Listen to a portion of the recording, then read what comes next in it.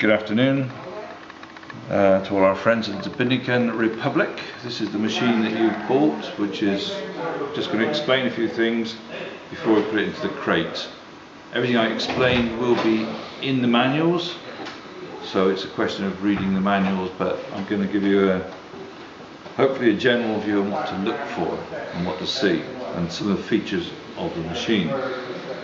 First of all, we look at the tape dispenser. We've got two of these, both mounted separately on the bars. There's one encoder, so that picks up the speed of the belt to enable us to use the programmer here, which in turn allows you to decide how long a piece of tape you want on your paper. Start and stop. That controls start and stop on both machines.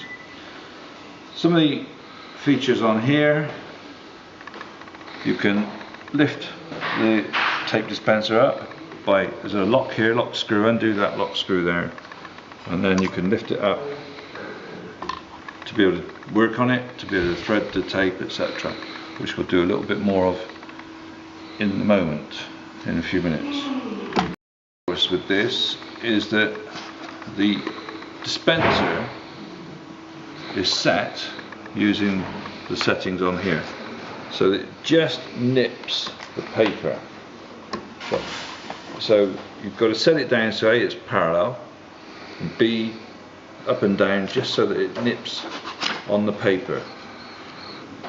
You've got settings on here, setting screws here, which allow you to tilt backwards and forwards, up and down, which is all you need. So you should be able to do that. Of course, you've got the main screw there that you can move it across the mounting bar. You've got a sensor here, and you need to put your paper under there, and if you can't see the red light coming on, you either adjust the sensor down, or hopefully, you haven't got strange colours. If you've got a glass window, that could give you problems. Might have to look at other types of sensor, but we're presuming you're doing normal paper. Right, we're going to try and show you now how to thread the tape. Of course, there's full details in the manual. One thing to take note of: we've got the red gizmo there, which we're going to be moving around in a minute, but it's situated in there. Now the air is off. Normally we've got the air on the back here, connected here, but the air is off. Whenever you want to play with the tape, take the air off, because the cutter blade can be quite dangerous. Now I'm going to lift this up by undoing there, so that I can get to it. Here you can push it one way or other, and you can see it moves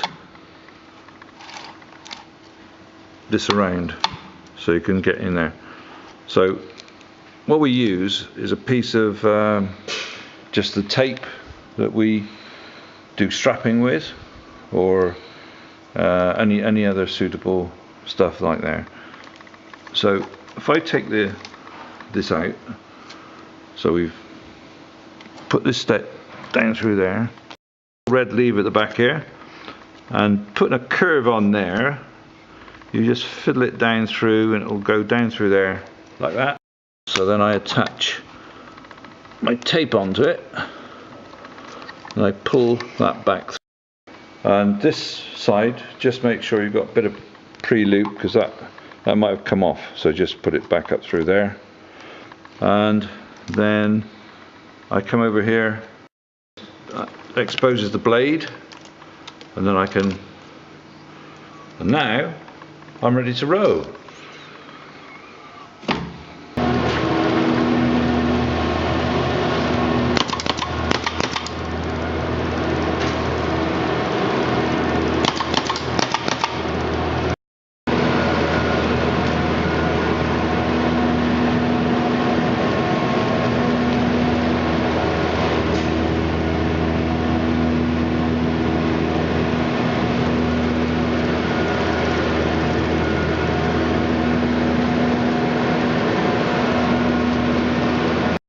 Obviously turning it on and off, you've got your mains on and off there. and you've got the vacuum motor and you've got the belt, and then you've got speed control here. So I'm going to turn on the belt so it gets going, then the vacuum. You can hear the vacuum coming now, and I can turn it down or up, but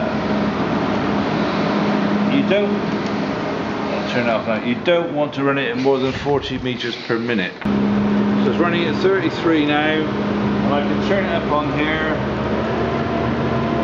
37, 30.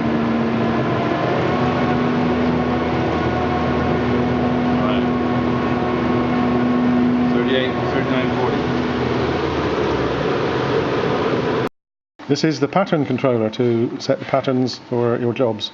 First thing you have to do is to unlock the locking key to stop people adjusting things you don't want them to adjust. Press these three buttons together briefly, and now it will be unlocked. So, in order to set your glue pattern, you have two pieces of information for each application of tape. You have a start from the distance from the front edge of the job to where you want the glue to start, the tape to start, and a length of tape.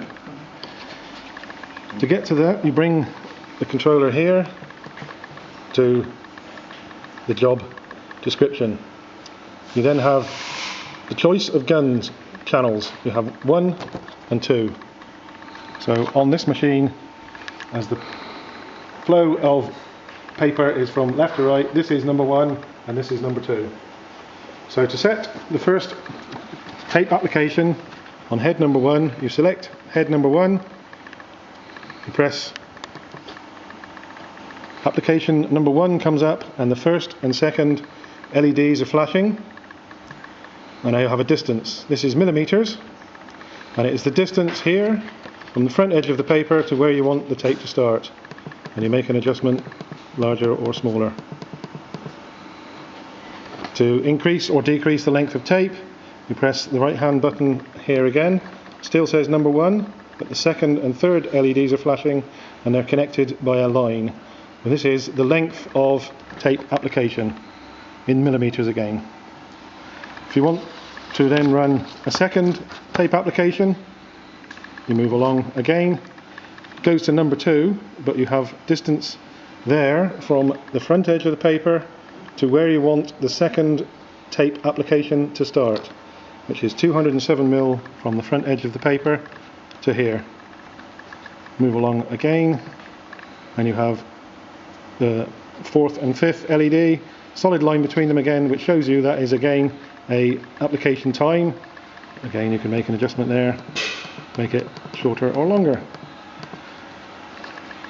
There's no need to save it. The next job that comes by once you're doing this will automatically take the new figures. You can then do the same for gun number 2, exactly the same.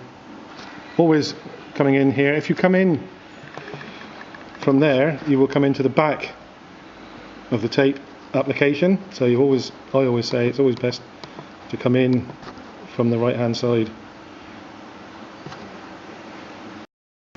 So this is the only one you need to look at on a regular basis, which is where we do this pattern setting.